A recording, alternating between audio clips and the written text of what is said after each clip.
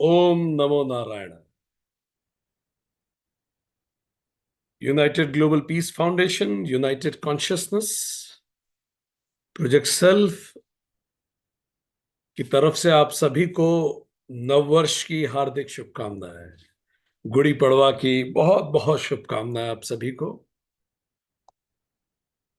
हम लोग रामचरितमानस सीरीज का अध्ययन कर रहे हैं। आज का सेशन इस मायने में भी बहुत महत्वपूर्ण है कि आज नववर्ष है और हमें खुशी है कि हम लोग नववर्ष के दिन भगवान के नाम के साथ शुरुआत कर रहे हैं। जैसा आप सभी जानते हैं कि दुनिया भर में जहां भी इस सनातन की समझ रखने वाले लोग हैं, वो सभी आज के दिन को बहुत जोश से और बहुत प्रेम से मनाते हैं। गुड़ी शब्द मराठी शब्द है जिसका अर्थ ध्वजा होता है, पताका। और ये जनरली आपने लोगों के घरों के बाहर लगी हुई देखी होगी। इसमें नीम की पत्तियां होती हैं और रेशमी कपड़ा होता है। एक लंबे से बांस के ऊपर आम के पत्ते, हल्दी, कुमकुम के ऊपर एक कलश लगा के इसको एक प्रतीक के रूप में लगाया जाता है। और पड़वा का अर्थ है पहला दिन। सो ये आज पहला दिन है नव वर्ष का।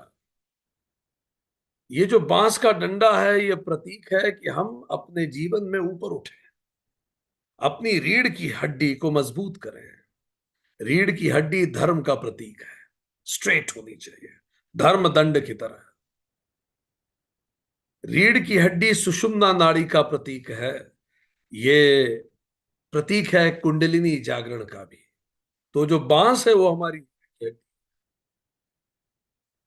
जिस पे ध्वजा फहराई जाती है। और ध्वजा प्रतीक है विश्वास का, विजय का। ये घोषणा है। ध्वजा अंदर नहीं रखी जाती, बाहर सबके सामने फहराई जाती है। ये जीत की घोषणा है। जीते हम किससे? तो ये जो कपड़ा है उसके ऊपर, ये जो रेशमी कपड़ा है, ये जनरली या तो येलो या फिर भगवा रंग का, भगवा, लाल, येलो, अलग अलग प्रांतों में अलग अलग तरीके, पर यही मूल रूप से कई जगह हरा भी होता है।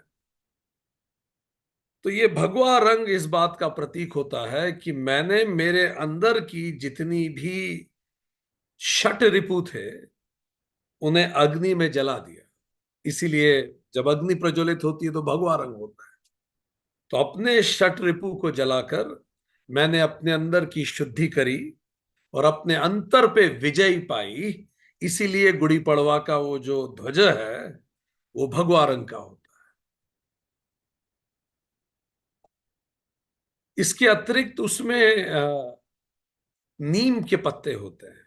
अब चूंकि ये शुरुआत है एक नए सीजन की, वसंत शुरुआत हो गई है, तो अब जब मौसम बदलता है तो कई बार तबीयत भी खराब होती है, तो उसमें नीम के पत्ते रखे जाते हैं कि आप नीम के पत्ते खाएं ताकि आप स्वस्थ रहें, किसी भी प्रकार की नकारात्मक ऊर्जा ना आए। इसीलिए आम के पत्ते भी वहां रखे। ठीक। आम श्री का प्रतीक है, सौंदर्य का प्रतीक है, शुभ का प्रतीक है। और नीम रोगों का नाशक है। तो स्वास्थ्य मिले, शुद्धि हो, नकारात्मक ऊर्जाओं से हम दूर रहें, ऐसे वर्ष की हमारी शुरुआत। और इसमें गुड़ भी डाला जाता है। आजकल चीनी भी डालने लगे हैं। तो ये जीवन में संतुलन का प्रतीक है। जीवन में नीम जैसी कई बार कड़वाहट भी होती है और कई बार गुड़ जैसी मिठास भी होती है। यही जीवन है। इसमें फूलों की माला भी पिरोई जाती है। फूलों की माला प्रकृति का प्रतीक है कि हम इसी प्रकृति के बीच में रहते हैं और इसी प्रकृति से प्रेरणा लेके हमें प्रकृति के परे जाना होता है। इसके ऊपर तांबे का या कई बार चांदी का कलश, कई लोग सोने का भी लगाते हैं। आजकल सोना थोड़ा महंगा हो गया है तो तांबे का भी लगाया जा सकता है। यह प्रतीक है देवी लक्ष्मी का। कि श्री समृद्धि का आगमन का प्रतीक है। तो हम में स्वास्थ्य हो, श्रीवर्धन हो, यशवर्धन हो, सौंदर्यवर्धन हो, प्रकृति की सुरक्षा हो, धर्म ध्वज हम उठा के चलें, इसकी सार्वजनिक घोषणा साल के पहले दिन की जानी चाहिए। ये साल का पहला दिन, क्योंकि आध्यात्मिक और पौराणिक रूप से यह माना जाता है कि आज के दिन ही ब्रह्मा जी ने सृष्टि का रचयता रची थी सृष्टि। तो आज पहला दिन है। इसी दिन राम जी ने बाली का वध किया और किष्किंधा का राजा बनाया था सुग्रीव को। तो ये एक तरह से राम राज्य का पहला प्रतीक। किष्किंधा सुग्रीव राम जी के नाम से राज्य करने लगा था। और इसी समय जब वो पहुंचे थे तो उन्होंने नवरात्रि का व्रत किया था रावण पे अटैक करने से पहले। इसीलिए नवरात्रि भी इस समय से शुरुआत है। लोग नवरात्रि करते हैं, शक्ति की उपासना करते हैं, अपने अंदर की जो शक्ति है उसको प्रज्वलित करने के लिए। और जब राम जी वापस लौटे थे अयोध्या रावण को हराने के बाद, उस समय भी अयोध्या वासियों ने इसी प्रकार के ध्वजा से उनका स्वागत किया कि आपका स्वागत है, आप लक्ष्मी राज्य की वापस लेके आ रहे हैं। और इसी दिन भगवान राम का राज्याभिषेक भी हुआ था अयोध्या में। इसलिए राम राज्य की शुरुआत यहीं से होती है। मराठा महाराष्ट्र में इसको बड़ा माना जाता है। यह मराठा स्वराज का प्रतीक भी है। शिवाजी महाराज के समय से बड़ा इसको जोर शरोश से स्वराज का प्रतीक, अपनी रीढ़ की हड्डी, जो उस समय जो भी धर्म विरुद्ध आचरण करे उसके विरुद्ध अपनी रीढ़ की हड्डी सीधी करके युद्ध करने का प्रेरणा देता था। आज के दिन ही पांडवों का वनवास खत्म हुआ था, लौटे थे वो। किसानों के लिए भी बड़ा महत्वपूर्ण है। रबी जैसे गेहूं, चना, सरसों, इसकी कटाई होती है, पैसा आता है घर में। जब फसल कटती है, फसल बिकती है, तो भगवान को हम धन्यवाद देते हैं। ये एक तरह से सोचिए कि किसानों का जो जीवन है, जो फसलों से जुड़ा रहता है, साल में 2 बार एक साथ एक मुश्त पैसा आता है। तो कितनी समृद्धि आती होगी इस जमाने में, इस समय।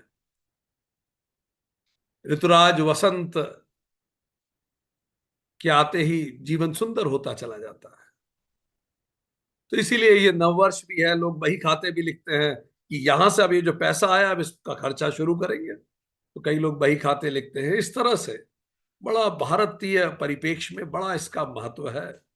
और इसीलिए आज बड़ी परमात्मा की कृपा है कि बाय चांस संडे के दिन हम लोग मिल रहे हैं। इतने खूबसूरत दिन जब भगवान राम का राज्याभिषेक हुआ था। राम का अभिषेक होने का तात्पर्य यह है अंदर की प्रसन्नता का अभिषेक होना। हम उसको स्थापित करें जीवन रूपी सिंहासन में। हम सब अपने जीवन रूपी सिंहासन में उस प्रसन्नता को स्थापित करें, जैसे अहिल्या माता ने स्थापित किया था। तो चलिए पता लगाएं माता अहिल्या ने कैसे स्थापित किया था। पिछली बार जहां खत्म किए थे वहीं से शुरू करेंगे। आध्यात्म रामायण जो वेद व्यास जी ने लिखी है, उसमें एक बड़ा सुंदर सी कविता आती है। जब अहिल्या मां का उद्धार होता है तो अहिल्या माता राम जी की स्तुति में कुछ गाती है। उसको श्री राम स्तोत्र कहते हैं। वो कुछ इस प्रकार है। उसका हिंदी हम आपके सामने ला रहे हैं। आपके सामने स्क्रीन पे, हे जगत पिता मैं कृतज्ञ हूं। हे जगत के पिता मैं कृतज्ञ हूं कि आपने अपने चरणों की धूल से मुझे स्पर्श किया, जो ब्रह्मा और शिव आदि देवताओं द्वारा भी प्राप्त करने के लिए मुश्किल होती है, और जिसे प्राप्त न करने के कारण सभी लोग विषाद युक्त रहते हैं। राम का स्पर्श का मतलब मोक्ष का स्पर्श। आपकी लीलाएं अनंत हैं, विलक्षण हैं हे राम। आप मानव रूप में प्रकट होकर संसार को अपनी ओर आकर्षित करते हैं और जगत को यह विश्वास दिला देते हैं कि आप ये मानवीय देह में ही आप हैं, यही आप हैं। आप ऐसी लीलाएं करते हैं कि लोग आपको मनुष्य समझते हैं। ये कौन कह रही हैं? अहिल्या जी कह रही हैं। आप निरंतर विचरण करते हैं, जबकि आपके पास कोई चरण नहीं। याद कीजिए उपनिषद, ब्रह्म चलता है बिना पैरों के। आप पूर्ण आनंद स्वरूप हैं और सर्वत्र व्याप्त हैं, पर फिर भी लोगों को आप ये एहसास कराते हैं कि आप उस शरीर के अंदर ही हैं। ये आपकी अद्भुत लीला है। मैं कैसे वर्णन करूं वो पुण्य कर्म जो इतने सारे जन्मों से संचित हुए। लोग भगवान के पास जाते हैं, भगवान मेरे पास आए। लोगों को भगवान अदृश्य दिखते हैं और मैं अदृश्य रही और आपने मुझे देख लिया, जिनके कारण से मैं मानव रूप में आपको साक्षात देख पा रही हूं। आपके चरणों की धूल से गंगा निर्मल होती है, जो सबके सबके पापों को हरती है। आप ही तो ब्रह्मा और शंकर को भी पवित्र करते हैं।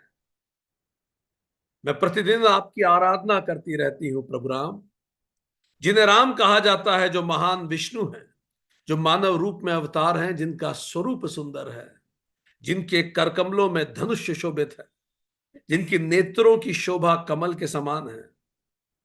मैं और किसकी उपासना करूं?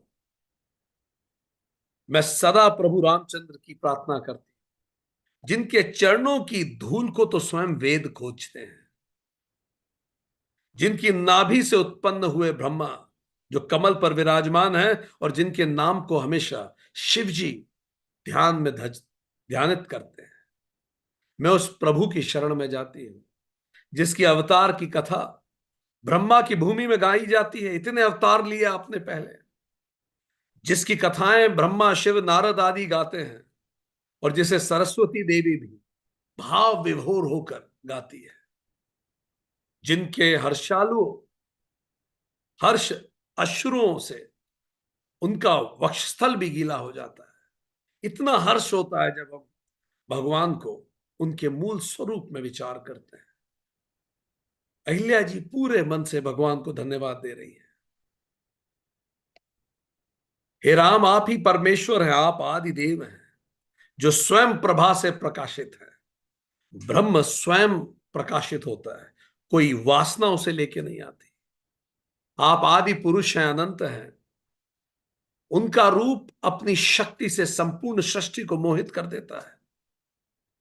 वे ही आप हैं जो सदा सर्वदा सब पर कृपा बरसाते हैं। क्या वे ही कारण नहीं है? वो कह रही है राम को, क्या आप ही कारण नहीं है सृष्टि के पालन के और संहार के? वो बिल्कुल निर्गुण ब्रह्म को देख पा रही है राम में। क्या आप ही ब्रह्मा नहीं है हे राम?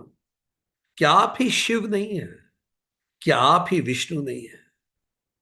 जब आप सृजन करते हैं तो आप ही ब्रह्मा होते हैं, जब आप पालन करते हैं तो आप ही विष्णु होते हैं, जब आप संहार करते हैं तो आप ही शिव होते हैं। जो माया के कारण अलग अलग दिखते हैं, ब्रह्मा विष्णु महेश, पर स्वतः सिद्ध पूर्ण और आत्मस्वरूप वो एक ही है। हे राम, मेरी श्रद्धा पूर्ण वंदना है कि आपके कमल सदृश चरणों को, जिन्हें लक्ष्मी जी ने अपने हृदय में स्थान दिया है, यही वे चरण हैं जिन्होंने तीनों लोकों को वश में कर लिया। वामन अवतार की वो बात कर रही है। और जिन्हें मुनिजन निरंतर धज ध्यानित करते रहते हैं। केवल वही उसे समझ सकता है जो अहंकार भाव से परे है। हे राम, आप ही सृष्टि के आदि है, आप ही इस ब्रह्मांड का आधार है। आप एक एकमात्र आदि पुरुष हैं, जो समस्त देवों को, समस्त जीवों को अपने तेज से प्रकाशित करते हैं। सब कुछ उस ब्रह्म से प्रकाशित है। आप ही ओम अक्षर का सार है। आप ही तो ओमकार है। आप ही पर ब्रह्म है। आप ही पुरुष हैं। आप ही शब्द हैं। आप ही उसके अर्थ हैं। और आप ही शब्दातीत हैं, जिसको शब्दों से भी नहीं समझाया जा सकता। आप समस्त विश्व में व्याप्त है। आप ही कर्म है राम, आप ही उस कर्म को करने का कारण है और आप ही करता है, आप ही तो करते हैं। भिन्न भिन्न परिणामों से आपकी ही तो लीला दिखती है चारों तरफ, पर आप एक ही हैं और अनेक रूप में आप प्रकाशित होते हैं। अपनी माया द्वारा ओढ़े गए आवरण के कारण ज्ञानी जन भी आपको ढंग से नहीं समझ पाते। उनको भी ये लगता है कि ये जो महानतम परमेश्वर है, जिन्होंने अपनी दिव्यता को माया से छुपा लिया है, वो एक केवल सामान्य मानव है। आप ऐसे सामान्य मानव बन के आते हैं कि कई बार ज्ञानी भी नहीं समझ पाते कि आप स्वयं पर ब्रह्म हैं। आप आकाश की भांति भीतर भी हैं और बाहर भी। आप स्वच्छ हैं, स्थिर हैं और शाश्वत हैं। आप निर्मल हैं, ज्ञान स्वरूप हैं और परिवर्तन रहित हैं। परिवर्तन मैटर में होता है, आप परिवर्तन रहित हैं। हे राम, मैं एक मूढ़ हूं, मैं अज्ञानी स्त्री हूं, आपके वास्तविक स्वरूप को मैं कैसे जान सकती। इसलिए मन को आपके चरणों में स्थिर करके बारंबार आपको नमन करती हूं। हे प्रभु, मैं जहां कहीं भी रहूं, सदैव आपके कमल जैसे चरणों में मेरी अटूट श्रद्धा बनी रहे। बस यही मेरी प्रार्थना है। नमन है पुरुषों के अधिपति को, नमन है उस पुरुष को जो अपने भक्तों के परम प्रिय हैं। नमन है उस ईश्वर को जो इंद्रियों को वश में रखते हैं। नमन है भगवान स्वयं नारायण को। मैं उस भगवान श्री राम को नमन करती हूं जो जन्म और मृत्यु के दुखों को नाश करने वाले हैं, जो एकमात्र अद्वितीय, कोई दूसरा नहीं, वही पुरुष है, जिनका तेज करोड़ों सूर्यों के समान है, जिनके हाथों में धनुष बाण सुशोभित हैं, जिनकी कांति वर्षा मेघ के समान श्यामल है। वो ऐसी करुणा बरसाते हैं जैसे मेघ बरसाते हैं, जो सुवर्ण वर्णी रेशमी वस्त्र धारण करते हैं, सोने जैसे वस्त्र धारण करते हैं, जो रत्न जड़ित कुंडल पहनते हैं, जिनकी आंखें कमल के समान हैं और जो अपने भ्राता के साथ प्रकट होते हैं। इस प्रकार उस परम पुरुष की स्तुति करके, जो वास्तव में श्री राम ही है, अहिल्या ने उनकी परिक्रमा की, उन्हें साष्टांग प्रणाम किया। जो भी इस राम स्तुति को श्रद्धा से पढ़ेगा, जो अहिल्या मां द्वारा रचित है, वो समस्त पापों से मुक्त हो जाएगा और स्वयं पर ब्रह्म की स्थिति प्राप्त करेगा। ओम नमो नारायण। ये स्तुति माता अहिल्या ने श्री राम के द्वारा उनके उद्धार करने पे की। बहुत सुंदर, ये राम को उनके वास्तविक स्वरूप में स्थापित करती है, याद दिलाती है हमें कि राम कौन है। चलिए अब कुछ पल के लिए भूलते भी हैं कि राम कौन है और चलते हैं उस कहानी की तरफ जहां वो अपने भाई के साथ, अपने गुरु के साथ, जैसा जैसा गुरु कह रहे हैं वैसा वैसा। देखिए वो कहाँ है। अभी अहिल्या उद्धार के बाद वो कहाँ जाने की योजना बना रहे हैं। राम जी के पास तो कोई योजना ही नहीं। जो इस सारी सृष्टि का यूनिवर्सल इंटेलिजेंस है, वो बिना योजना गुरु के पीछे पीछे चले जा रहे हैं। यही अवतार स्वरूप राम। अब योजना बनाई विश्वामित्र जी ने, और विश्वामित्र जी ने ऐसा रास्ता चुना जो रास्ते में श्री राम का कल्याण छुपा था, राम जी के अवतार का कल्याण छुपा था। और वो रास्ता जाता था जनकपुर से होता हुआ।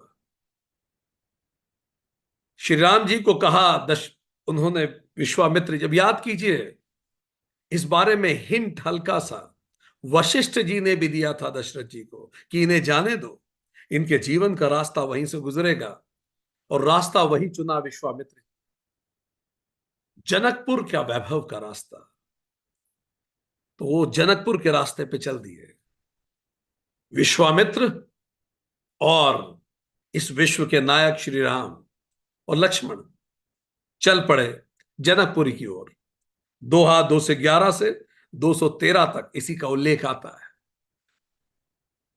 पुर रम्यता राम जब देखी, हर्षे अनुज समेत विशेषी, बापी कूप सरित सर नाना, सलिल सुधा मम सुधा सम मणि सुपाना। श्री राम जी ने जब जनकपुर की शोभा देखी, जब उन्होंने जब उन्होंने उस सुंदर राज्य को देखा, जनकपुर की शोभा देखी, तब वे छोटे भाई लक्ष्मण सहित बड़े प्रसन्न हुए। और जनकपुर कैसा था? खूब सारी बावलियां बनी हुई थी, बावड़ियां थी बहुत सारी, कुएं थे, नदी थे, तालाब थे, अमृत के समान साफ जल था, और मड़ियों की तरह सीढ़ियां बनी हुई थी। हे प्रभु, इस देश में पुनः ऐसी बावड़ियां बने, कुएं, नदी और तालाब बने, जिसका जल तत्काल पीने योग्य हो, शुद्ध जल हो अमृत के समान, जैसा इस जमीन में पहले हुआ करता था। सारी नदियां हमारी फिर से साफ हो, यमुना नदी साफ हो, गंगा नदी स्वच्छ हो, इसकी हम कामना करते हैं। गुंजंत मुंज मत रस श्रृंगा, कूजद कल बहु बरन बिहंगा, बरन बरन बिकसे बन जाता, त्रिविध समीर सदा सुखदाता। मकरंद रस से मतवाले होकर, फूलों के रस से मतवाले होकर भौरे सुंदर सुंदर गुंजार कर रहे हैं, रंग बिरंगे बहुत सारे पक्षी हैं। हे भगवान, इस देश में फिर से वो स्पैरो पक्षी दिखने लगे, जो पहले बहुत दिखा करते थे, आजकल हमें कम दिखते हैं पहले की तुलना में। वो बता रहे हैं इतने सारे पक्षी हैं चारों तरफ, इतनी सारी आवाजें सुनाई देती हैं, जैसे ही जनकपुरी में वो गए, बहुत सारे अलग अलग रंग के कमल खिले, सभी ऋतुओं में सुख देने वाली शीतल हवा बहर, कोई ग्लोबल वार्मिंग नहीं है उस समय, इतना अच्छा टेम्परेचर, मॉडरेट टेम्परेचर, हवा में तक सुगंध है। कोई industrial revolution in the name of development, जिसके कारण वायु तक प्रदूषित हो जाए। वो बता रहे हैं एयर क्वालिटी इंडेक्स बहुत हाई है जनकपुर का। तो उत्तम नगर की परिभाषा यही है, शुद्ध जल हो, शुद्ध वायु हो, शुद्ध वनस्पति हो, और शुद्ध मन हो, और जहां मनुष्य, पशु, पक्षी सभी सौहार्द में रह सके, ऐसी थी जनकपुरी। अब जैसे ही ये जनकपुरी पहुंचे, ये तो यूं ही पहुंच गए, और विश्वामित्र और श्री राम कहीं पहुंचे, इनके तो व्यक्तित्व की ही महक ऐसी थी कि लगता है जनक जी के दरबार तक ये महक पहुंची गई।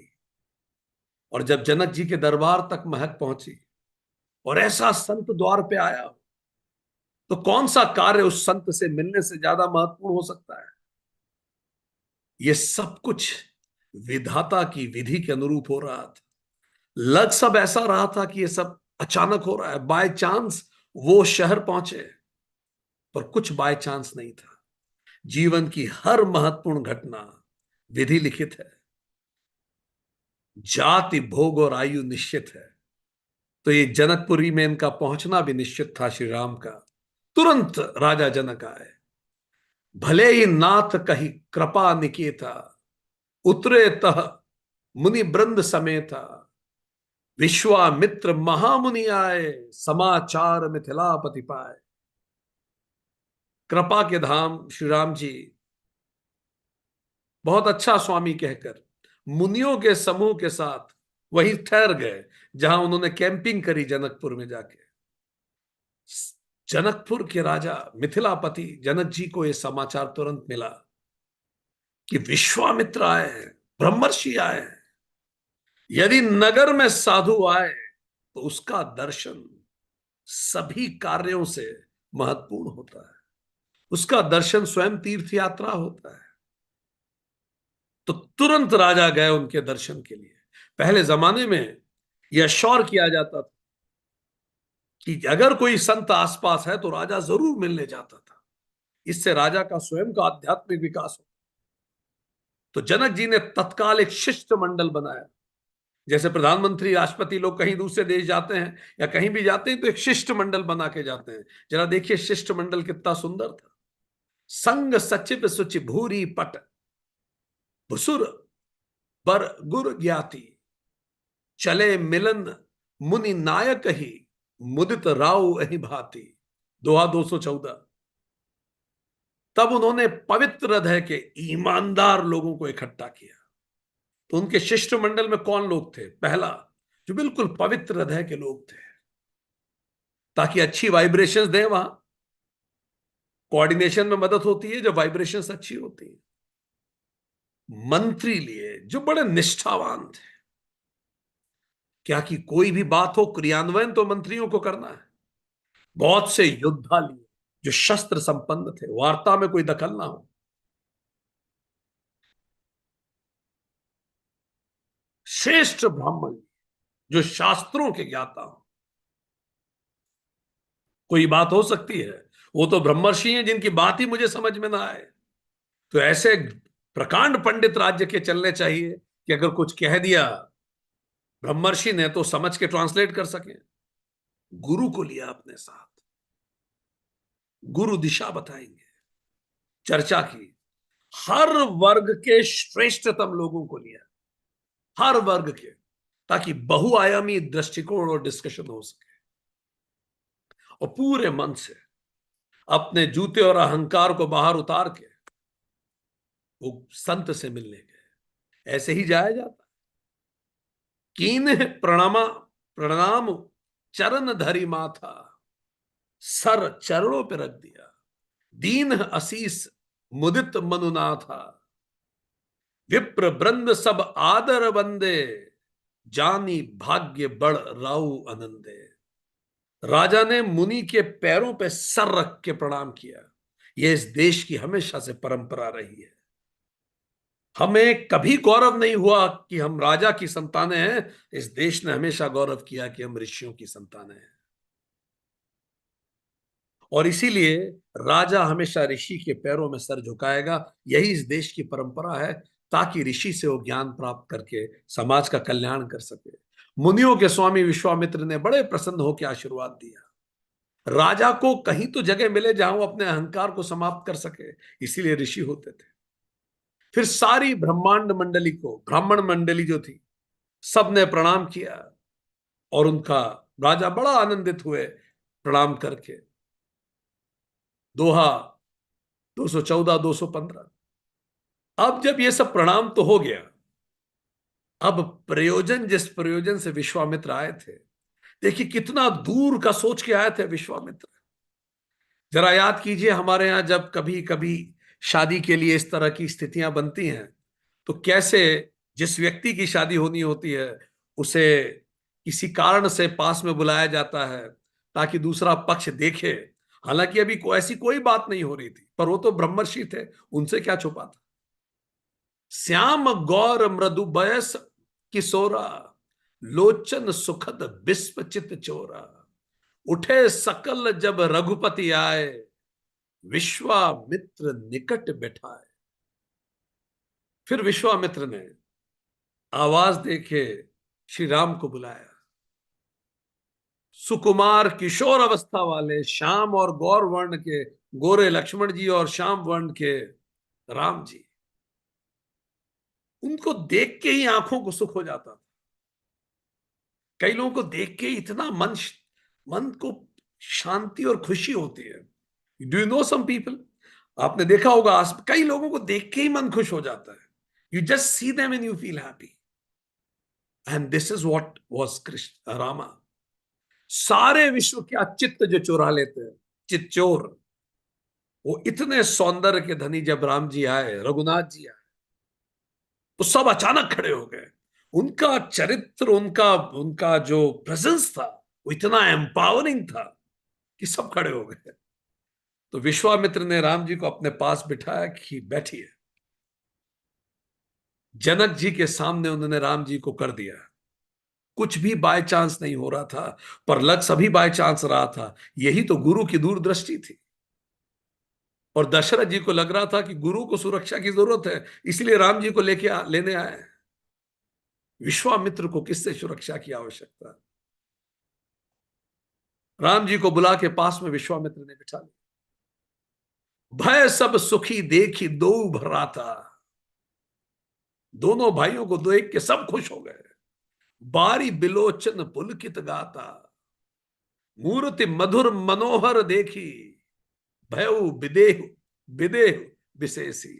दोनों भाइयों को देख के सब रोमांचित हो गए, इतने सुखी हुए, कई की आंखों में आंसू भरा है, इतना आनंद हुआ उनको देख के, रोंगटे खड़े हो गए, शरीर रोमांचित हो गए। द वाइब्रेशंस, श्री राम की वाइब्रेशंस इतनी स्ट्रांग थी। एक आम व्यक्ति की वाइब्रेशन इतनी स्ट्रांग हो जाती है तो वो तो स्वयं ब्रह्म थे। राम जी की मनोहर रूप को देखकर विदेह जनक तक सुध बुध खो बैठे। जनक विशेष रूप से विदेह हो गए। विदेह का मतलब जो देह रहते हुए भी देह के परे था, तो जनक को विदेह कहा करते। ये तो देह रहते हुए भी देह से ऊपर है, इनकी देह में आसक्ति नहीं। पर जब उन्होंने श्री राम को सामने देखा तो जो छोटी मोटी कहीं जरा सी आसक्ति बची हो वो भी समाप्त हो गई, वो देह की सुधबुध भी खत्म हो गई, वो विशेष विदेही हो गए। इतना ब्रह्मलीन हो गए जनक देखकर। गुरु की योजना अनंत है। गुरु वही मार्ग चुनते हैं जिसमें शिष्य का कल्याण हो। और जैसे जनक के सामने राम आए, जैसे भक्त भगवान को, जैसे ज्ञानी ब्रह्म को, वो वैसे ही पहचानता है जैसे मां अपने पुत्र को पहचानती। कोई गड़बड़ नहीं होती। आप कंफ्यूज हो जाएंगे। गायों के बछड़ों के एक समूह में आप अगर ढूंढने जाएं कि आपका पालतू बछड़ा कौन सा है, आप कंफ्यूज हो जाएंगे। आप उस बछड़े की मां को छोड़ दीजिए। हजार बछड़ों के बीच में मां जाएगी और अपने बछड़े को चाटने लगेगी। इसी तरह भक्त भगवान को पहचान लेता है, ज्ञानी ब्रह्म को पहचान लेता है। जनक सुदबुद खो बैठे। साकार ब्रह्म समक्ष हो तो देहदारी भी विधेय हो जाता है। वो तो खुद ही विधेय थे। अगर राम समक्ष हो तो हम खुद भी विधेय हो जाएं। बड़ा नाराजगी थी सारे चित्तौड़ को, बहुत नाराजगी थी मीराबाई से। क्यों ऐसे सड़कों पे नाचती हैं? तो मीराबाई कहती भी थी, आपको मेरा नाचना दिखता है, पर जिसको देख के मैं नाचती हूं, जिस दिन आप उसको देख लेंगे आप स्वयं नाचने लगेंगे। तो जब राम समक्ष हुए तो देहदारी भी विधेय हो जाते हैं। तो जनक प्रसन्न हो गए। जनक का श्री राम जी से मिलन हो गया। आने में बहुत कुछ चीजें आने बाकी थी। प्रेम मगन मनु जानी नृप, करी विवेक धीर धरि धीर, बोले मन पद नाई सिरु, गद गद गिरा गभीर। इतने ओवरवेल्ड हो गए थे जनक कि जैसे तैसे ही होल्डेड हिमसेल्फ, ताकि शब्द ढूंढ सके बोलना क्या है। प्रेम से गदगद जनक ने विवेक का आश्रय लिया और धीरज धारण करके मुनि के पैरों में सर झुकाकर गंभीर वाणी से कहा, कहु नाथ सुंदर दो बालक। आप सोचिए किसी के घर में शादी के योग्य युवतियां हो और एक्सट्रीमली टैलेंटेड युवतियां हो, और उसको आप किसी ऐसे से मिलाएं जो एक्सट्रीमली टैलेंटेड युवक हो, तो एक अभी तो कलयुग में पिता का हृदय गदगद हो जाएगा। तो यहां तो स्वयं श्री राम सामने खड़े थे। कहू नाथ सुंदर दो बालक, मुनि कुल तिलक की नृप कुल पालक, ब्रह्म जो निगम नेति कही गावा, उभय वेश धरी की सोई आवा। उन्होंने पूछा गुरुजी से, हे नाथ, ये जो दोनों सुंदर बालक हैं, ये तो मुनिकुल के आभूषण हैं, या तो ये किसी राजवंश के पालक हैं, ये ऑर्डिनरी नहीं हो सकते। जनक विदेह थे, वो समझ रहे थे। जनक कह रहे थे या तो ये मुनिकुल के ब्रह्मर्षि कुल के कोई बालक है, या तो ये आपके ही पुत्र हैं, नहीं तो किसी राजवंश के हैं। जनक शायद कहना यह भी चाह रहे हो कि अगर ऑप्शन दिया जाए ए बी या C means all of the above, तो ऑप्शन इज सी। वो ब्रह्म भी थे और राजवंश के पालक भी थे, अथवा जिनकी वेदों ने नेति नेति करके गान किया है, कहीं वही ब्रह्म रूप लेके तो नहीं आ गए। Look how precise Janak was. एक नजर में जनक पहचान गए, ये ऑर्डिनरी नहीं हो सकते। जो मेरे जैसे स्थिर धीर गंभीर व्यक्ति को ऐसे उफान दे जैसे कटोरी में सागर उतर आया हो, वो कोई ऑर्डिनरी व्यक्ति नहीं हो सकता। जनक जान गए। जनक ने कहा ये तो ब्रह्म ही स्वरूप आए हैं। ब्रह्म अवतार ले आए क्या, पूछा गुरु जी से।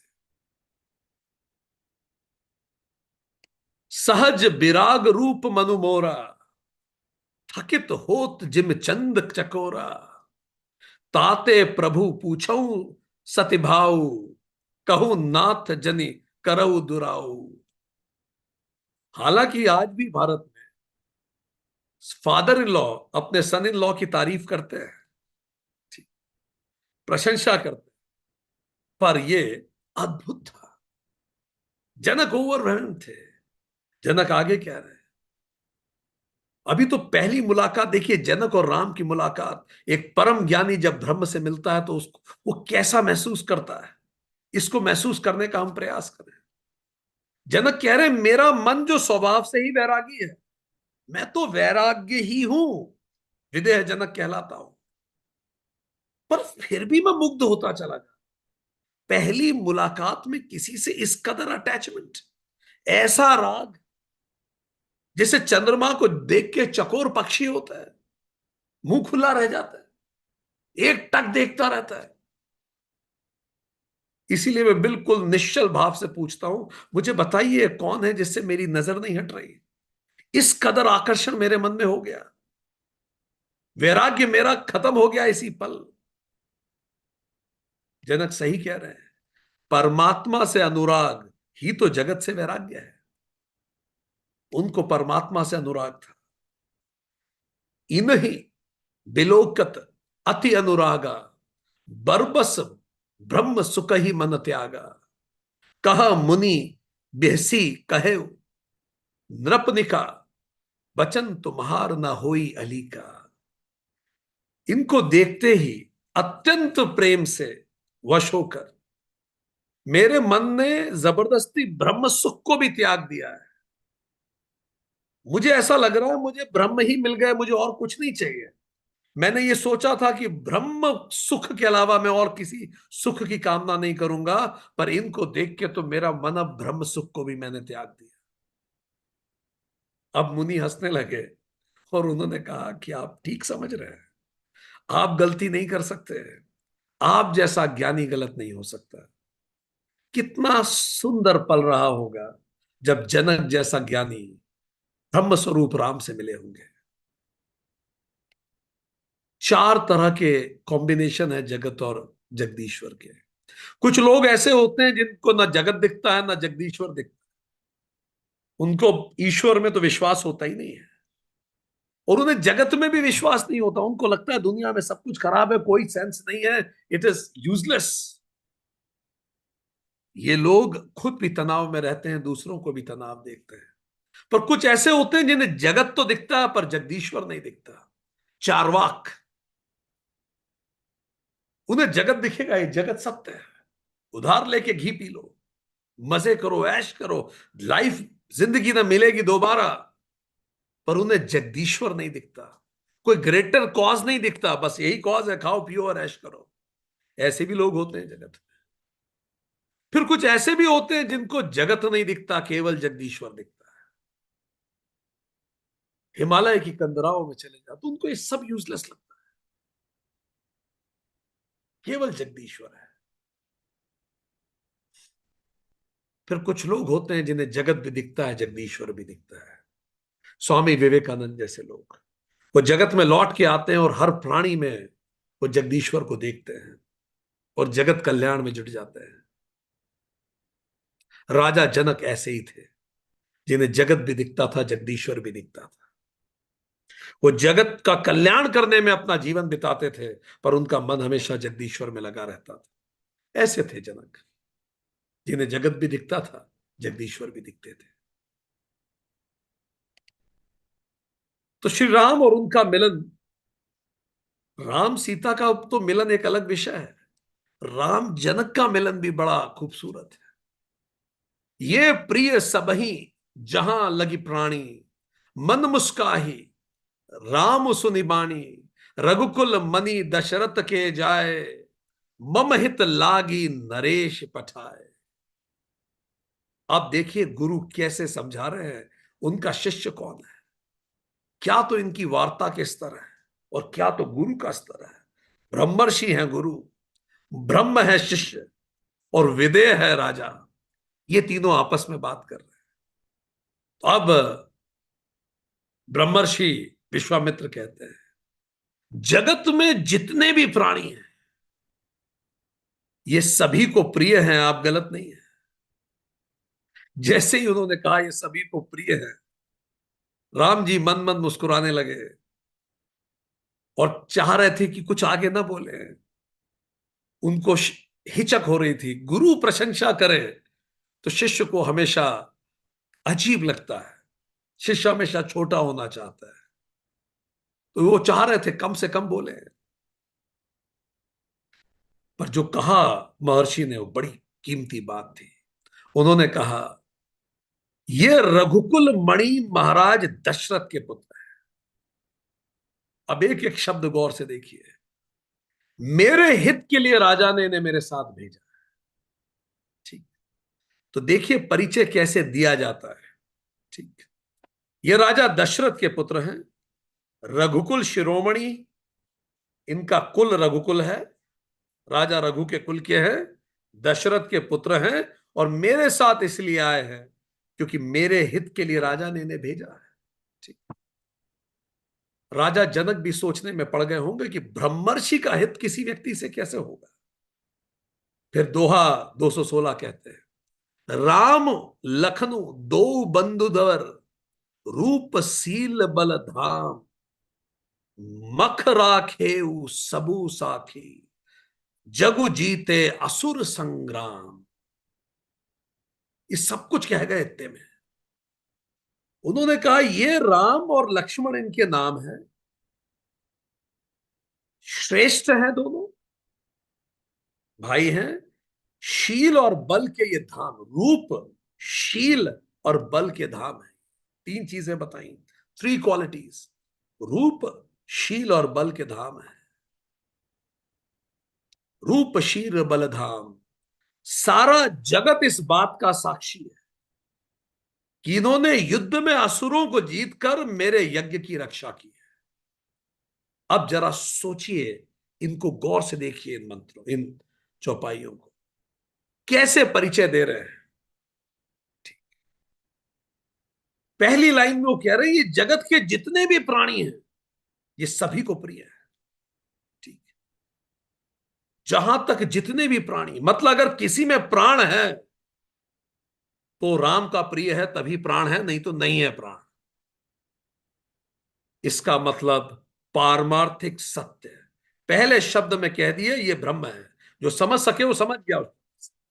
राजा जनक उसी शब्द से समझ गए होंगे। इन्होंने कह दिया कि हाँ ये ब्रह्म है। जहां भी प्राणी है वो राम को प्रिय है, और जिसको राम, जो राम प्रिय नहीं उसके प्राणी नहीं है उसमें। राम ही तो प्राण है, पहली लाइन में कह दिया। तो ये कौन सा परिचय था। हम सबके यही परिचय होते हैं, गौर से समझिए।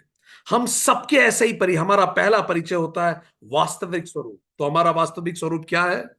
हम सब अचल अनंत आत्मा है, ये हमारा वास्तविक स्वरूप है।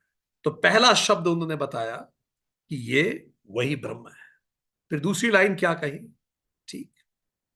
रघुकुल शिरोमणि, फिर उन्होंने उनका वंश बताया, ये किस वंश से आते हैं, पिता और माता का नाम क्या है। यह कौन सा सत्य हो गया। जिन्होंने वेदांत सीरीज अटेंड की है, जो प्रागीय ऐतिहासिक काल से इस सेशन को अटेंड करते आ रहे हैं, वो जानेंगे इसको व्यवहारिक सत्य कहते हैं, ट्रांजैक्शनल रियलिटी। ये भी सत्य है। इस धरती पे जब ये आए तो ये इस लीनेज से आए हैं। रघुकुल इनका लीनेज है, पिता माता दशरथ और कौशल्या है। यह है व्यवहारिक सत्य। तो ये तो उन्होंने उनका जीपीएस लोकेशन बताई। अब वो उन पे आए। अब किसी को भी अगर हम व्यक्ति को चुनते हैं अपनी बेटी की शादी के लिए, तो क्या क्या चीजें देखी जानी चाहिए, कितनी सुंदर तरीके से वो समझा रहे हैं। कह रहे हैं रूप का धाम है। चेहरा मोहरा ये जेनेटिकली ट्रांसफर होता है। How do you look goes genetically transferred. तो कह रहे हैं इनका जो रूप है, ठीक, ये रूप के धाम है। गुड टू लुक एट, देख के सुहाना लगता है। दूसरा, शील के धाम है। शील मतलब चरित्र और व्यवहार। तो दूसरा चीज हमें व्यक्ति में क्या देखना चाहिए, एक तो चीज फिजिकल फिटनेस होनी चाहिए।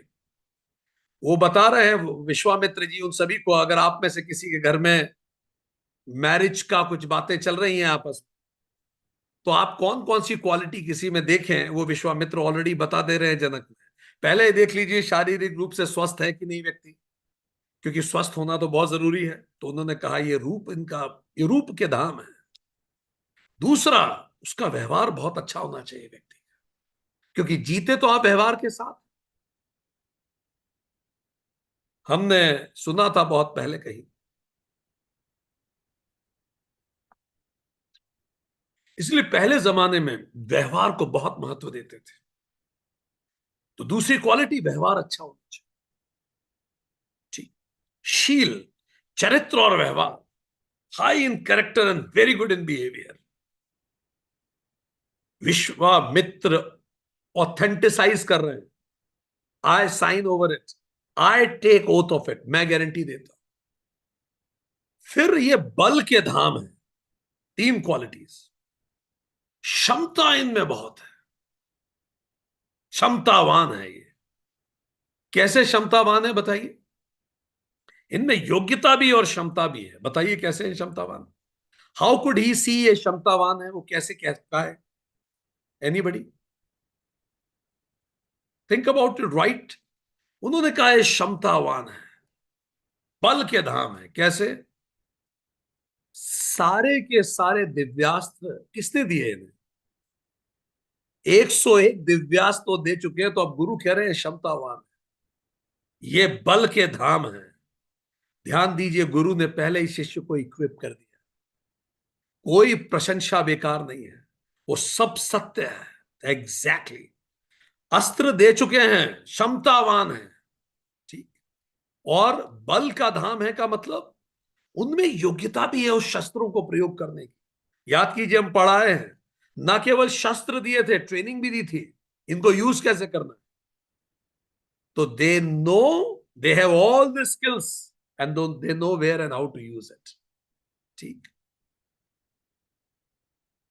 प्रशिक्षण भी दे चुके हैं। अब आगे क्या कह रहे हैं वो, आगे क्या बात कह रहे हैं। सारा जगत इस बात का साक्षी है कि इन्होंने युद्ध में असुरों को जीत के मेरे यज्ञ की रक्षा की है। एक एक शब्द इंपॉर्टेंट है। इन्होंने असुरों को हराया है। और असुर भी कौन, ताड़का, मारीच जो रावण का प्रतिनिधि था, और सुबाहु। अब जरा सोचिए, और इसीलिए उन्होंने रावण से विरोध मोल ले लिया है। ऐसी क्षमतावान व्यक्ति जो मारीच को परास्त कर दे, ताड़का का संहार कर दे, सुबाहु का संहार कर दे, रावण तक की चिंता न करे, ऐसे बलवान है, बल के धाम। चलिए हम आप सभी से पूछते हैं, अगर दशरथ जी राम जी को नहीं भेजते विश्वामित्र जी के साथ, तो क्या राम जी के रिज्यूमे में, बायोडेटा में ये सब चीजें जुड़ पाती, ये सब मेडल्स जुड़ पाते। देखिए गुरु कैसे कल्याण करते हैं। ठीक, फिर वो आगे क्या कह रहे हैं कि ये तारीफें जो मैं कह रहा हूं, चलिए मैं गुरु हूं आपको लग सकता है, ठीक, और वो क्या कह रहे हैं, साक्षी कौन है इसका। इसीलिए जब भी मैट्रिमोनियल करें, चार जगह पूछ के कीजिए, साक्षी, उस वो व्यक्ति जो अपने गुण बता रहा है उसका साक्षी कौन है। तो क्या कह रहे हैं, सारा जगत साक्षी है, सबके सामने संहार हुए। उन्होंने रावण की सेना को हराया है जो मारीच और सुबाहु के साथ आए थे। गुरु तो तटस्थ व्यक्ति है, पर फिर भी अगर आप लगे कि मैं गुरु हूं, और माता पिता तो तारीफ करेंगे ही, तो मैं आपको बताऊं कि सारे जगत इस बात का साक्षी है। तो उन्होंने बताया there are evidences of it, you can ask anybody. आपका धर्म ध्वज धारण करना महत्वपूर्ण है। उन्होंने बोला मेरे यज्ञ की रक्षा करने के लिए उन्होंने असुरों को जीता, साधु संतों की सुरक्षा, अहिल्या का उद्धार किया। इसका मतलब पारमार्थ उनके व्यवहार में है और धर्म उनका चरित्र है। ऐसी दो तीन लाइनों में महर्षि सब कुछ कहें। गुरु का कार्य जब कोई करता है तो यह व्यक्तित्व विकास का अवसर है। श्री राम के व्यक्तित्व को निखार दिया विश्वामित्र ने। कितनी सुंदर बात है, देखिए। आपका पूर्ण परिचय क्या है? वास्तविक स्वरूप, पारमार्थिक सत्य। क्या कहा? सबकी आत्मा में बैठा हुआ वो जो व्यक्ति है वही राम है। बिना बोले उस बात को कह गए। फिर माता पिता और वंश, वो भी आपका परिचय है, पर यह व्यवहारिक सत्य है। फिर आपका रूप, किसी को अच्छा लगता, किसी को न लगे अच्छा, तो यह प्रादिभाषिक सत्य। ये प्राधि है, प्राति नहीं है, प्रादिभाषिक सत्य है। पर ये तीनों चीजें तो पहले भी थी राम जी के पास। राम जी का स्वरूप, उनका रूप और उनके माता पिता और वंश। पर ये सब चीजें बाद में जुड़ी। जब ये आए महर्षि विश्वामित्र के पास, उसके बाद देखिए परिचय में और चीजें जुड़ गई। श्री राम जी के चरित्र के बारे में वो बता पाए गुरु जी कि इनका व्यवहार कितना निर्बल है, रोज मेरे पैर दबाते हैं सोते समय। योग्यता और चरित्र के बारे में बता पाए कि देखिए कैसे उन्होंने, उनके पास सारे वेपन से, उनको वेपन चलाना आता है। योग्यता और क्षमता में कोई कंफ्यूजन नहीं। चरित्र, व्यवहार और योग्यता का प्रमाण सबके सामने उन्होंने सुबाहु, मारीच, ताड़का, इन सबको परास्त किया। आपका परमार्थ अहिल्या माता का उद्धार किया और सत्य के लिए यज्ञ की सुरक्षा की। इतनी सारी क्वालिटीज हैं श्री राम में। अब राम श्री राम थे, शक्ति संपन्न थे, और गुरु ने, ये जितना भी आपको ग्रीन में दिख रहा है वो सब गुरु की भेंट थी। गुरु ने निखार दिया उन सब चीजों को। ग्रीन में तात्पर्य चरित्र, व्यवहार, योग्यता, क्षमता, परमार्थ, योग्यता का प्रमाण और धर्म की तरफ आगे बढ़ने के लिए और प्रेरित किया। पुनि पुनि प्रभु चितव नर नाहु, पुलक गात उर अधिक अछाऊ उछाऊ, मुनि प्रशंसि नाई नाई पद सीसु, चलेऊ लवाई नगर अवनीसु। राजा बार बार उनको देख रहे हैं, नजर नहीं हट पा रही है, शरीर पुलकित हो रहा है, हृदय में उत्साह है। और कहा अब आप यहां रुक ही नहीं सकते, आपको महल ही चलना पड़ेगा। विश्वामित्र को तो यह पता ही था, इसलिए तो आए थे कि राजा स्वयं महल लेके जाएं, क्योंकि आगे की कहानी तो वहीं से शुरू होने वाली थी। पर उन्होंने इन्फॉर्म नहीं किया था। कई घरों में परंपरा है कि वर्ष में न्यूनतम 2 बार संत आपके घर में अतिथि बने, यही परिवार कल्याण का मार्ग है। संत सत्कार ही महान संस्कार है। इसीलिए राजा ने तुरंत उन्हें कहा कि आप यहां नहीं रुक सकते, आपको राजमहल चलना होगा। सुंदर सदन सुखद सब काला, तहां बासु लह दीन बुहाला, करी पूजा सब विधि सेवकाई, गयऊ राउ ग्रह विदा कराई। पूरे ढंग से आदर सम्मान से उनको लेके आए, उनकी पूजा की, उनको अच्छे महल में ठहराया और फिर विदा मांगकर अपने घर वापस लौट के आए। ओवरवेल्ड थे। तो राजा जनक तो एक्सट्रीमली ओवरवेल्ड थे। अब वहां क्या हो रहा है महल में, जहां इनको बिठाया, तो लक्ष्मण जी ने राम जी को, ये लक्ष्मण जी के मन में ये आ रहा है, इतना सुंदर है, पूरा जनकपुर है, चला चल के देख के आए। कितने लोग जब दूसरे शहर जाते हैं, they want to see around, look around. And Lakshman being Lakshman, he wants to see around things.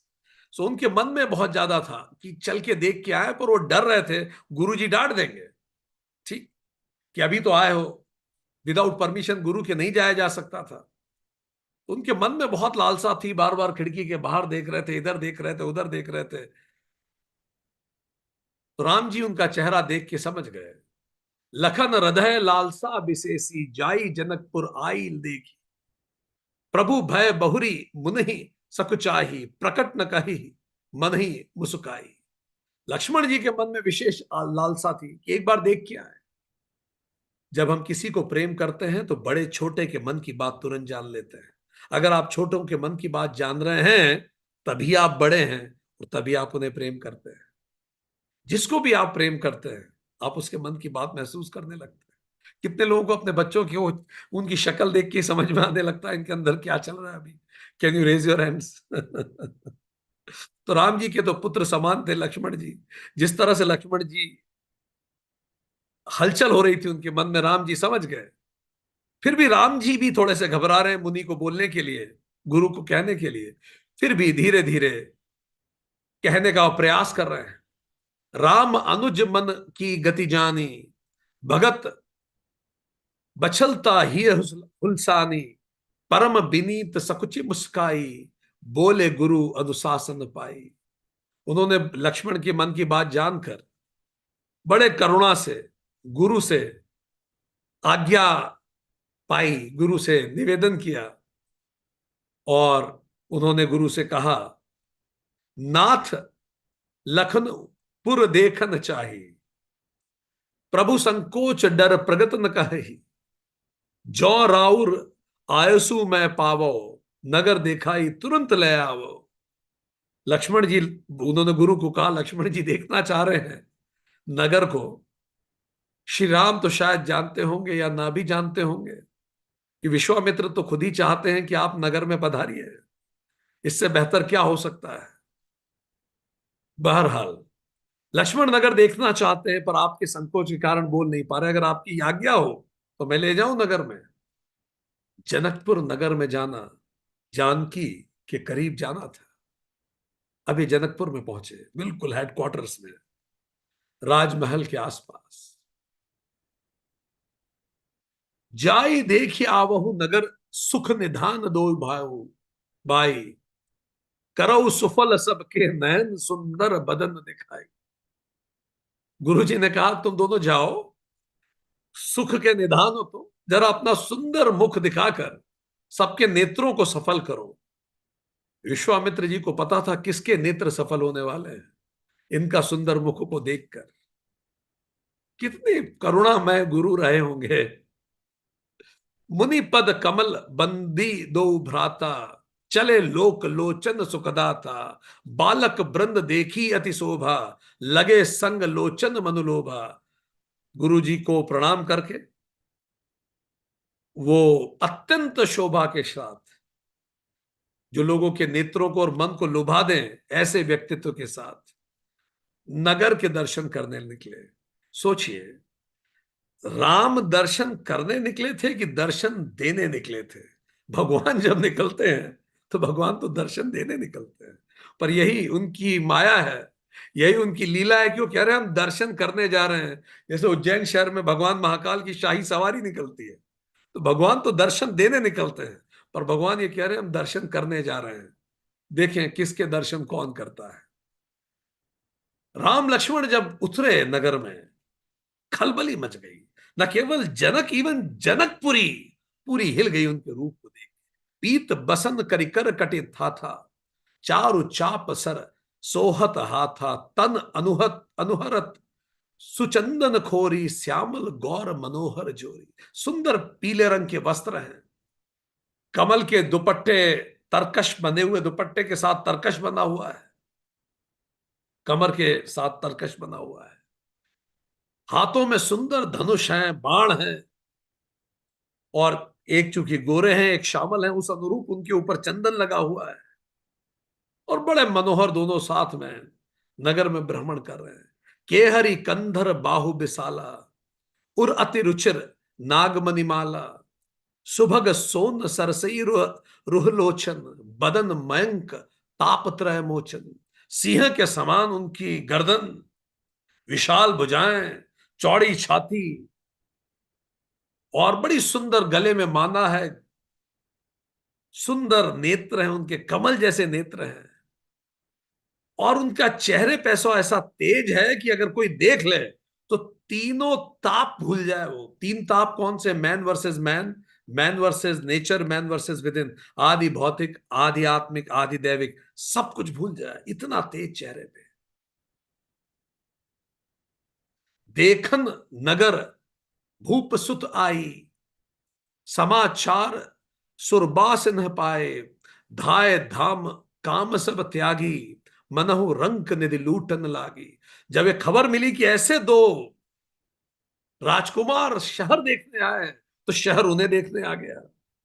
सब काम काज छोड़ के ऐसे दौड़े जैसे किसी दरिद्र को खजाना मिल गया। सब दौड़े सारे काम छोड़ के। निरखी सहज सुंदर दो भाई, होई सुखी लोचन फल पाई, जुमति भवन जरोखन लागी, निरख ही राम रूप अनुरागी। स्वभाव से ही सुंदर इन दोनों भाइयों को देख सबके नेत्र सुख पा रहे हैं। युवतियां स्त्रियां झरोखे से झांक रही हैं और बड़े प्रेम से श्री राम को देख रही हैं। ए दो दशरथ ते ठोटा, बाल मराल ही के जल के कल जोठा, मुनि कौशिक मख के रखवाले, जिन्हीं रन अचिर निसाचर मारे। ये वही दो बातें हो रही है चारों तरफ। सब तरह ये वही तो हैं जिन्होंने विश्वामित्र की रक्षा की। अब देखिए ये कीर्तियां क्या चल रही हैं। ये दशरथ के पुत्र हैं, इन्होंने युद्ध के मैदान में ताड़का को मारा। अब उनकी कीर्तियां, उनकी बातें चल रही हैं। People are googling about him. कौन है ये? What are their achievements? Fine, everybody knows. और ये अचीवमेंट्स विश्वामित्र ने प्रोड्यूस करवाए।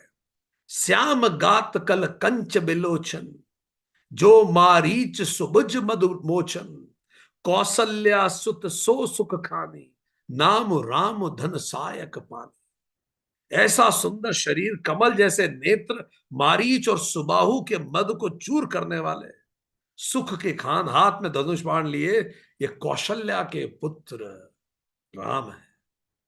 हर तरफ ये बात, पूरे शहर में बात गूंज गई।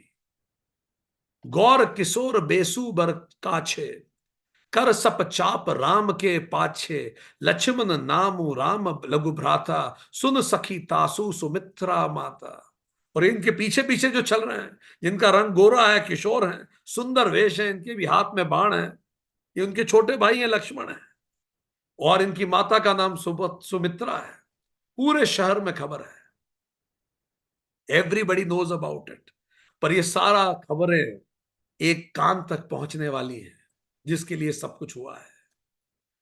विप्र काजू करि बंधु दो, मग मुनि बधु उधारी, आए देखन चाप मख सुनि हर्षी सब नारी।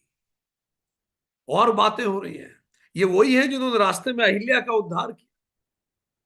और अभी यहां एक धनुष यज्ञ होने वाला है अपने यहां, कौन जाने उसको देखने आए हो।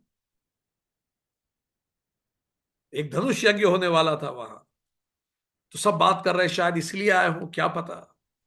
परसी जासु पद पंकज धूरी, तरित अहल्या कृत अधभूरी, सो की रही बिनु शिव धनु तोरे, यह प्रतीत परिहरिह न भोरे। जिनके पैरों की धूल से अहिल्या तर गई, जिसने पाप भी किया था, क्या वो शिव धनुष नहीं तोड़ पाएंगे? ऐसा बिल्कुल नहीं सोचना चाहिए। ये जरूर शिव धनुष तोड़ेंगे, ऐसी बातें होने लगी। देखिए पहली बार शिव धनुष का उल्लेख आना चालू हुआ। जे ही बिरची रचि सिंह सवारी, ते ही श्यामल बर बरु रचेऊ बिचारी, तासु बदन सुनी सब हर्षानी, ऐसे ही हुई कही मृदुबानी।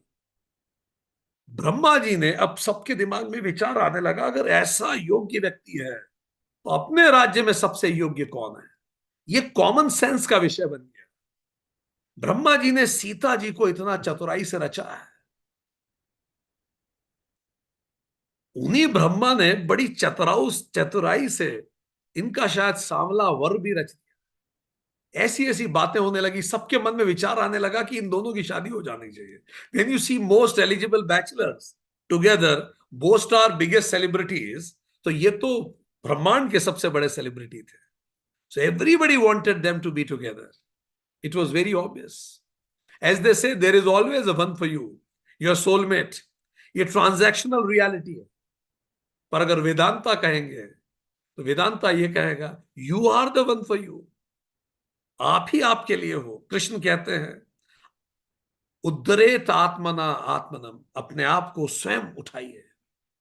So yes, everybody was thinking about who can be the soulmate of Shri Rama. Let's see what happens. पूरब दिशि के दो भाई, जहां धनुमख हित भूमि बनाई, अति विस्तार चारु गजडारी, बिमल बेदिका रुचिर सवारी। दोनों भाई अब पूरब की तरफ गए, जहां धनुष यज्ञ के लिए तैयारियां हो रही थी, और बहुत सुंदर चौड़ा और ढाल बना हुआ था, आंगन बना हुआ था, पूरी वेदी बनी हुई थी जहां धनुष यज्ञ होने वाला था कोई सा। राम लक्ष्मण जी को इसके बारे में भी पता नहीं था कौन सा यज्ञ होने वाला, पर तैयारियां चल रही थी। राम देखा वही अनुजही रचना, कहीं मृदु मधुर मनोहर बचना, लब निमेष महु भुवन निकाया, रचई जानु अनुशासन माया।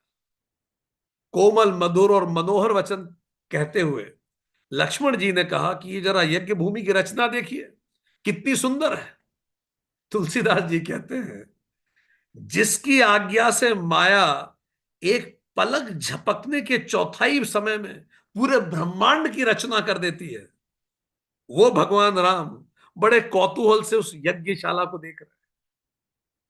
वो जो इस पूरी सृष्टि के सृजता है, जिसकी आज्ञा पे माया लव निमेष महु भुवन निकाया, रचई जासु अनुशासन माया। माया पलक झपकने के एक चौथाई समय में जिसकी आज्ञा से पूरी सृष्टि रचती है, वो राम अब अपने लीला के कारण बड़े कौतूहल से उस यज्ञ की, धनुष यज्ञ की वेदी को देख रहे हैं। हमें लगता है व्यक्तिगत रूप से कौतूहल उनका स्वाभाविक, क्योंकि इसी धनुष से उनको उनकी जीवन संगनी मिलने वाली थी। तो धनुष देख रहे थे कि धनुष के पीछे खड़ी सीता को देख रहे थे। ये तो श्री राम का मन ही बता सकता है। भगति देहेतु सोई दीन दयाला, चितवन चकित धनुष मखसाला, कौतुक देख चले गुरु पाही, जान बिलंबु त्रास मन माही। वहीं दीनों पर दया करने वाले भगवान धनुषशाला को चकित होकर देख, और ये सब देख के अपने गुरु के पास चले गए कि लेट ना हो गए। इतना ध्यान उनको है कि गुरु जी को बोला था जल्दी आएंगे, तुरंत वापस चले गए। जासु त्रास डर कहूं डर होई, भजन प्रभाव देखावत सोई, कहीं बातें मृदु मधुर सुहाई, किए विदा बालक बरियाई। कितना सुंदर तुलसीदास जी ने लिखा है, जिससे डर को भी डर लगता है वो भी डर रहे हैं गुरु से, इसी को लीला कहते हैं। जिससे भय भी कांपने लगता है, ऐसा प्रभु अपने गुरु के भय का दिखावा करते हैं। यही उनकी लीला है। उन्होंने कोमल मधुर और सुंदर बातें कहकर तुरंत वहां से वो विदा हुए। सभय सप्रेम बिनित अति सकुच, सहित दो पाई भाई, गुरु पद पंकज नाई, सिर बैठे आयुष पाई। और फिर बड़े भय से, प्रेम और विनय से गुरु जी के पास आके बैठे, समय पे वापस आ गए, गुरु जी को प्रणाम किया। दोहा 225 शब्द। अब ये नगर भ्रमण समाप्त हो गया। नगर वो देखने गए थे या नगर को खुद को दिखाने गए थे, उन्होंने दर्शन किए या दर्शन दिए, ये तो हम लोगों का मन जानता है। दोहा 225 226 जब वो गुरु के पास गए, तेई दो बंधु प्रेम जनु जी थे, गुरु पद कमल पलोटट प्रीते, बार बार मुनि आज्ञा दी नहीं, रघुबर जाई सैन तब। अब वो फिर रात को गुरु के पैर दबाने लगे। ये परंपरा भारत में बड़ी सुंदर थी। वो गुरु के पैर दबा रहे हैं और मुनि बार बार कह रहे हैं अब सो जाओ जाके, अब सो जाओ जाके, पर वो जाके सोने को तैयार नहीं। पर जब गुरु ने बार बार कहा तो श्री रघुनाथ जी उठ के चले गए। वो दोनों चले गए। अब जब दोनों गए तो और मजेदार बात हुई। अब जब वो गए दोनों, गुरुजी ने बोला अब जाके सो जाइए। जापत चरण लखुन उर आई लाए, सभय सप्रेम परम सचुपाए। पुनि पुनि प्रभु कह सोवहु ताता, पौड़े धरी और पद जल जाता। अब लक्ष्मण जी राम जी के पैर दबाने लगे। अभी तक राम जी गुरु जी के पैर दबा रहे थे, अब लक्ष्मण जी राम जी के पैर दबाने लगे, पूरे हृदय से पैर दबा रहे। अब राम जी कह रहे हैं तुम जाके सो जाओ भाई, पर वो भी जाने को तैयार नहीं है। और हृदय में ऐसा है कि उनके पैरों पर ही लौट जाओ, ऐसा सोच के वो पैर दबा रहे हैं। देखिए, फ्लो ऑफ लव हमेशा एल्डर से यंगर की तरफ जाना चाहिए। घरों में परंपरा होनी चाहिए, छोटे बड़ों के पैर छुएं। फ्लो ऑफ लव हमेशा बड़े से छोटे की ओर जाना चाहिए। एंड फ्लो ऑफ रेस्पेक्ट हमेशा छोटे से बड़े की ओर बहना चाहिए। Elders should learn to forgive, youngers should learn humility. इसीलिए यंगर्स पैर दबाते हैं, ताकि उनमें ह्यूमिलिटी आए। और एल्डर्स की ड्यूटी है क्षमा, क्षमा बड़न को चाहिए। तो अगर हम बड़े हैं तो हम क्षमाशीलता रखें, और अगर हम छोटे हैं तो हमें ह्यूमिलिटी रखनी चाहिए। और इसी को फ्लो ऑफ लव कहते हैं।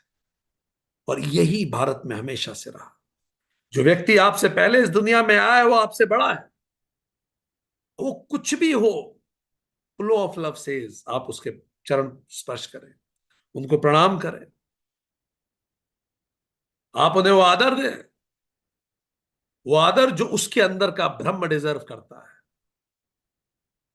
आपके परिवार में जो आपसे पहले आए हैं वो आदर के पात्र है।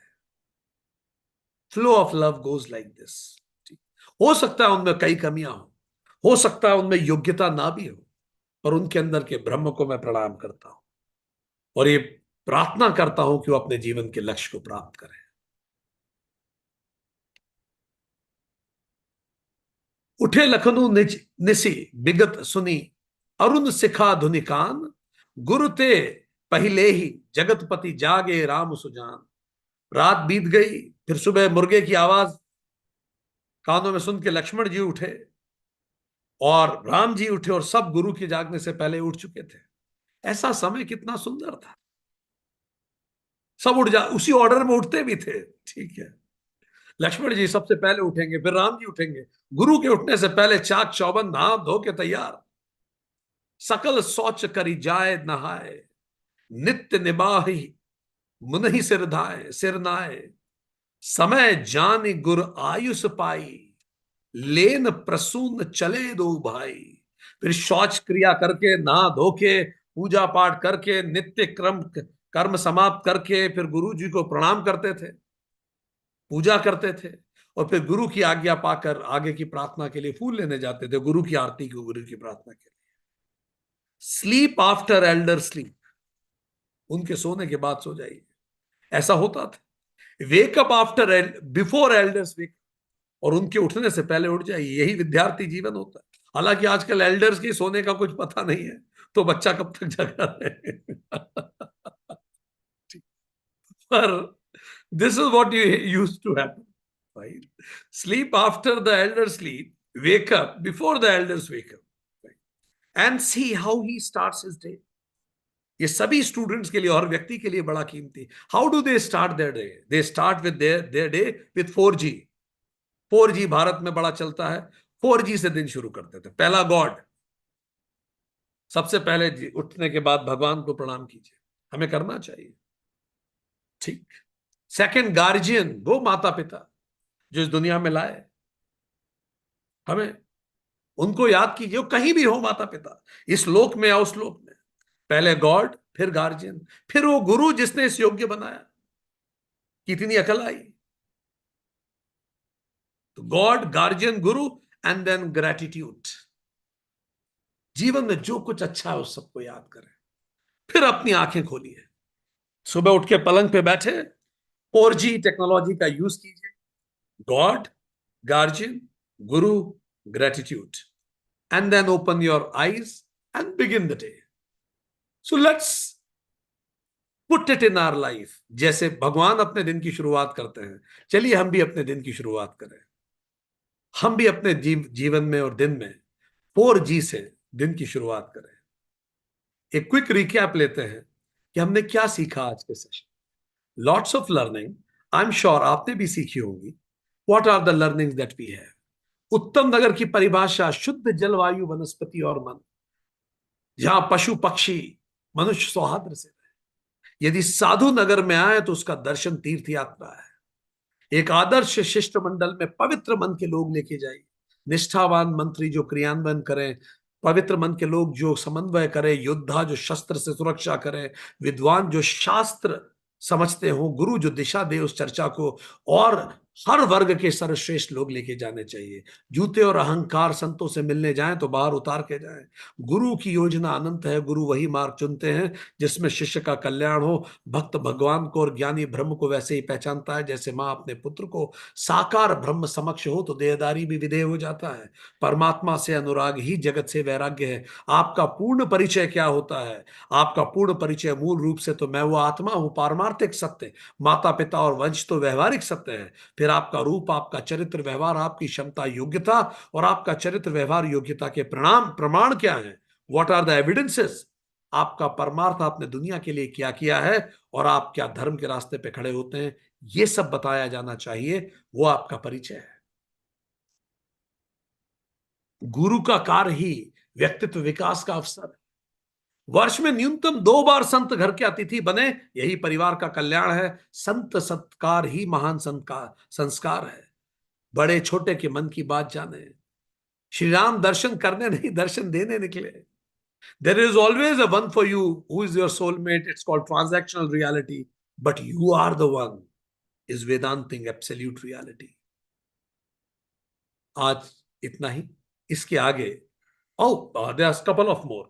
When you play it fully. जब आप खेल रहे हैं, राम जी लीला कर रहे हैं तो पूरी लीला कर रहे हैं।